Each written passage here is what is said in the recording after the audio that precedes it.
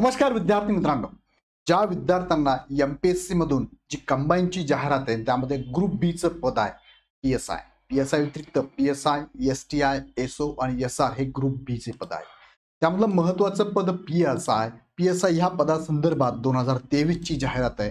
ह्या जाहिरातीच्या अनुषंगाने निवड पद्धतीमध्ये काय गडबड झाली आहे किंवा निवड पद्धती कशा पद्धतीने कोलमडलेली म्हणूया, थोडं वेगळ्या शब्दात बोलतो मी तुम्हाला.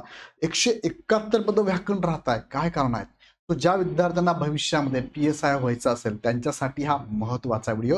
हा व्हिडिओ शेवटपर्यंत बघा. या व्हिडिओमध्ये आपण समजून घेणार आहोत की कंबाईन ग्रुप बी 2023 ची पीएसआय निवडीबाबत शारीरिक चाचणीतून निवड कशी होते आणि इथे जर बघितलं तर जागा रिक्तच राहणार का. जर शारीरिक चाचणीमध्ये आवश्यकतेनुसार तुम्हाला जर मार्क पडले नाही तर पुढच्या टप्प्यावर तुमचं सिलेक्शन होणार नाही, म्हणजेच अंतिम रेकमेंडेशन लिस्टमध्ये तुमचं नाव येणार नाही आणि कदाचित जेवढ्या जागा आहेत तेवढ्या जागा सुद्धा भरल्या जाणार नाहीत. अगदी तसंच ह्या जाहिरातीमध्ये घडलेलं आहे. काय घडलंय हा व्हिडिओ शेवटपर्यंत बघा, तुमच्या लक्षात येईल. तिकडे जाण्यापूर्वी एक प्रमोशनल ऍक्टिव्हिटी आहे इग्नाइट अकॅडमीकडनं. आम्ही 2024 ची जाहिरात आहे. ग्रुप बी ची एक्झाम तुमची 2 फेब्रुवारीला आहे. त्यासाठी तुम्ही जर तयारी करत असाल किंवा ग्रुप सी ची एक्झाम 4 मेला आहे, त्यासाठी तुम्ही जर तयारी करत असाल, ह्या तयारीच्या प्रोसेसमध्ये मार्गदर्शनाची गरज असेल तर इग्नाइट अकॅडमीकडनं तुम्हाला ग्रुप बी आणि ग्रुप सी ची बॅच 80% ऑफमध्ये म्हणजे 4999 प्लस जीएसटी मध्ये अवेलेबल आहे. ही बॅच तुम्हाला आत्ता त्यामध्ये अजून डिस्काउंट देऊन 25% ऑफ या फी मध्ये असणार आहे. ख्रिसमसची ऑफर चालू आहे 29 डिसेंबर पर्यंत. कोणतीही बॅच तुम्ही इग्नाइट अकॅडमीची घ्या, 29 डिसेंबर पर्यंत कोड वापरायचा आहे संता25 नावाचा. सो लगेच जॉईन करू शकता. ऍप डाउनलोड करून डायरेक्ट परचेस करा.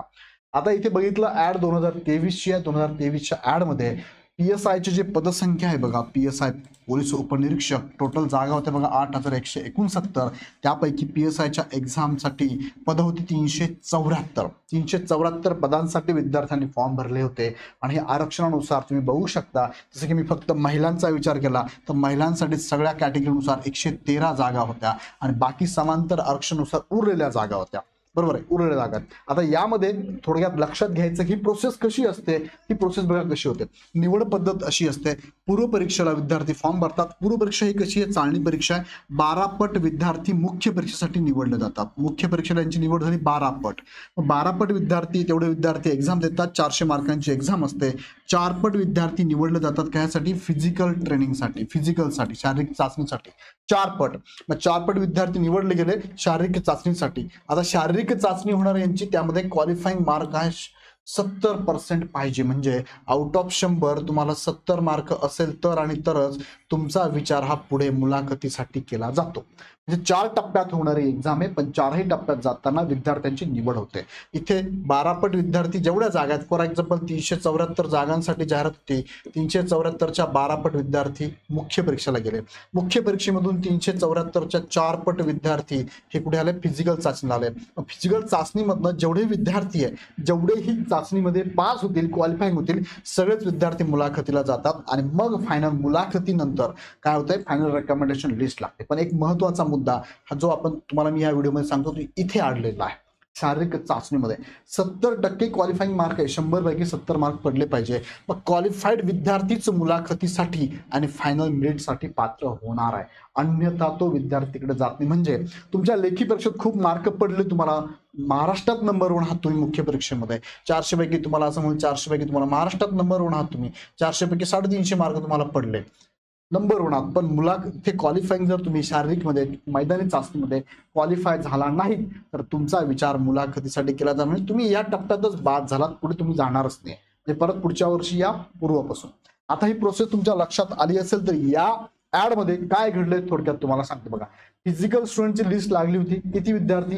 जागा 374 होत्या. तुम्हाला रोल नंबर 1 पासून शेवटच्या पेजवर तुम्ही जर गेलात तर शेवटच्या पेजवर तुमच्या लक्षात येईल हे विद्यार्थी किती निवडले गेले? 1558. कशासाठी? फिजिकलसाठी. म्हणजे 374 जागांसाठी 4 पट विद्यार्थी म्हणजेच 1558 विद्यार्थी निवडले गेले चाचणी, शारीरिक चाचणीसाठी. म्हणजे 1558 मुलं ग्राउंड देणार आहेत. ग्राउंड दिलं त्यांनी, ऍक्च्युअली ग्राउंड दिलं. त्यामध्ये फिमेल पण आहे, त्यामध्ये मेल पण आहे. बरोबर, ग्राउंड यांनी दिलेलं आहे. आता मग 558 पैकी झालं काय? थोडक्यात तुम्हाला मी सांगतो बघा. हे ऍड मध्येच टाकलेलं आहे. ऍड मध्ये काय टाकलेलं आहे? पोलीस निरीक्षक सर्वकरिता शारीरिक चाचणी व मुलाखत काय भरावाच्या एकूण पदांपैकी प्रत्येक आरक्षित प्रवर्ग उपप्रवर्गासाठी सुमारे 4 पट उमेदवार शारीरिक चाचणीसाठी जातात. मग 4 पट घेतले 1558 जे तुम्हाला आता लिस्टमध्ये दाखवले. यांची शारीरिक चाचणी झाली. आता शारीरिक चाचणी निकष काय आहे? पुरुषांसाठी काय असतं? गोळाफेक वजन 7.260 किलोग्राम असतो 15 गुणांसाठी. पुलअप्स 20 गुण, लांब उडी 15 गुण, धावणे 800 मीटर 50 गुण, गोळाफेक 4 किलोग्राम 20 गुण, धावणे 400 मीटर 50 गुण, लांब उडी 30 मार्क आहे. ओके, आता हे 100 मार्कांचं, ह्या 100 पैकी तुम्हाला क्वालिफाय होण्यासाठी 70 मार्क पाडावे लागतात. 70 मार्क पाडावे लागतात. हे 70 मार्क फायनल मिनिटमध्ये विचारात घेतले जात नाही. फायनल मिनिटमध्ये कोणते विचार घेतले जातात? फक्त मुख्यचे 400 आणि मुलाखतीचे 440. मात्र बघा, शारीरिक चाचणीच्या निकालाच्या आधारे मुलाखतीसाठी पात्र ठरलेल्या उमेदवारांनाच मुलाखतीसाठी बोलवण्यात येईल. मग आता मुद्दा हा आहे, पात्र ठरतच नाहीये विद्यार्थी. 374 जागा आहे, 374 विद्यार्थी सुद्धा पात्र ठरत नाही 1558 पैकी.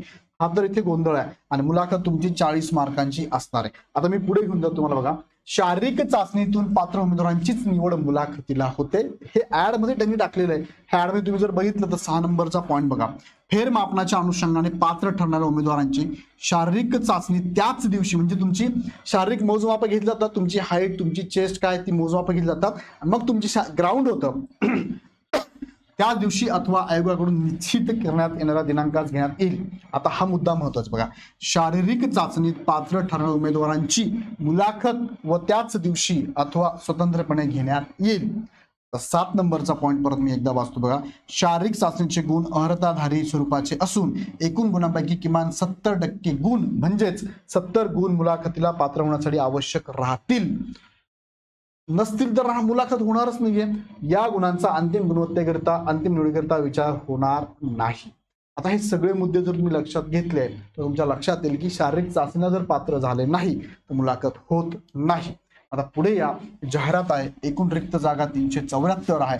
मैदानी चाचणीला 5 झाले उमेदवार फक्त 203 आहे. म्हणजे ज्यांना 100 पैकी 70 मार्क पडलेत असे फक्त 203 आहे. घ्यायची पदसंख्या 374 ची ऍड आहे. मुलं फक्त क्वालिफाय 203च आहे. यांचेच इंटरव्ह्यू होणार आहे. आता सांगायची गरजच नाही, यांचे इंटरव्ह्यू हे डायरेक्ट सिलेक्टेडच आहे. इंटरव्ह्यूला कितीही मार्क पडू द्या, सिलेक्टेड आहे. कारण कॉम्पिटिशन राहिलीच नाही मुलाखतीला काही, कारण हे शारीरिक चाचणीमध्येच मुलं उडून गेलेली आहे. लक्षात घ्या, हे जरा काय म्हणजे आपण अविश्वसनीय आहे, जरा आश्चर्य करणार आहे. लक्षात घ्या मी काय म्हणतोय, आउट ऑफ 1558 203च पास आहे. त्यामध्ये सर्वसाधारण म्हणूया त्याला किंवा पुरुष म्हणूया. आता याच्यामध्ये दोन्ही पण मेल फिमेल पण येतात, पण फिमेलच्या जागा भरल्या तिकडे मेल फिमेल येणारच नाहीये. इथेच फिमेल जागा बघा, 14 मुली फक्त क्वालिफाईड आहे. जागा मुलींसाठी 113 आहे आणि क्वालिफाय फक्त 14च आहे. बाकीच्या मुलींच्या जागा एवढ्या जवळपास 99 जागा खाली आहे मुलींच्या. किती जागा खाली आहे मुलींच्या? 99 जागा खाली आहेत मुलींच्या. आणि सर्वसाधारण मध्ये जर विचार केला, सर्वसाधारण मध्ये दोघे येतात, पण आता मुलीच नाही तिथे, मुली येणार, मुलंच पकडा येईल. तुम्ही मुलांचा विचार केला तर 189 मुलं फक्त क्वालिफाईड आहे 261 पैकी. आता किती मुली इथे पण खाली आहे? जवळपास हे 11 आणि ते 61, म्हणजे जवळपास इथे सुद्धा 72 जागा मुलांच्या खाली आहे. 72 आणि ह्या 99 जवळपास 161 जागा खाली, 171 जागा खाली बघा. 171 जागा रिक्त राहता ह्या ऍड मधल्या. 374 पैकी 171 जागा रिक्त राहतात का?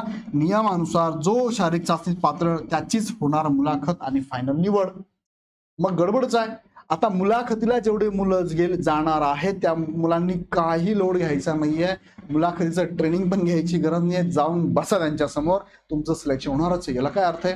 कॉम्पिटिशन ठेवलीच नाहीये तुम्ही इथे मुलाखतीला.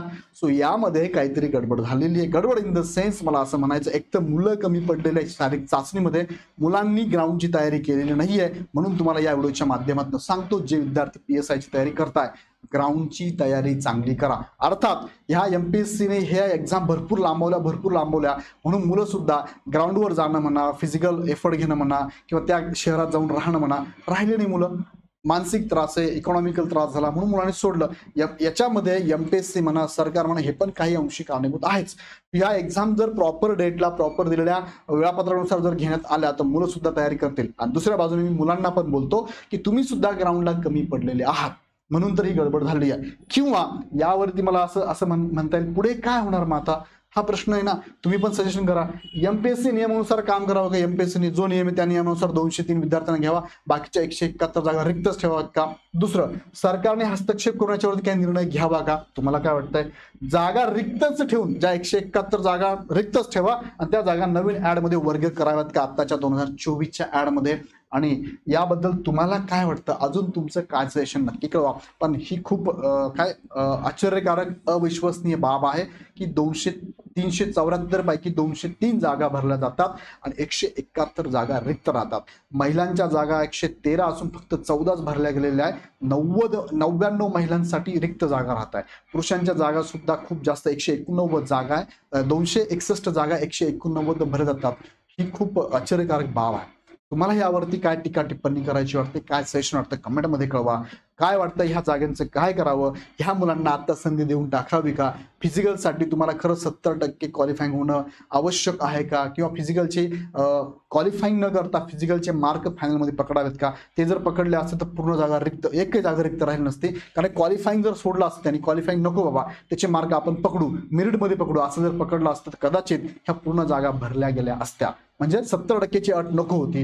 किंवा तुम्हाला अजून काय वाटतं नक्की कमेंटमध्ये कळवा. 70%ची अट याच्यापूर्वी 2 वर्षापूर्वी नव्हती, आता ही 70%ची अट त्यांनी टाकलेली आहे. पूर्वी ग्राउंडचे मार्क फायनलमध्ये पकडले जात होते.